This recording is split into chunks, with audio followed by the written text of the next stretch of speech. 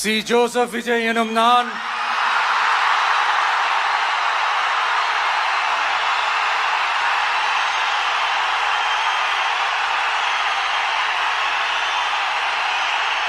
சட்டப்படி அமைக்கப்பெற்ற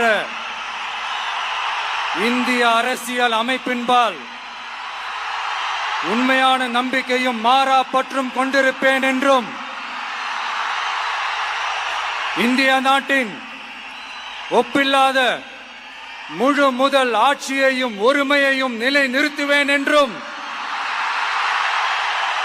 தமிழ்நாட்டு அரசின் முதலமைச்சராக உண்மையாகவும் உளச்சான்றின்படியும் என் கடமைகளை நிறைவேற்றுவேன் என்றும்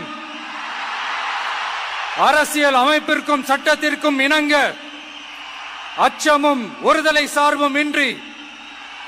விருப்பு வெறுப்பை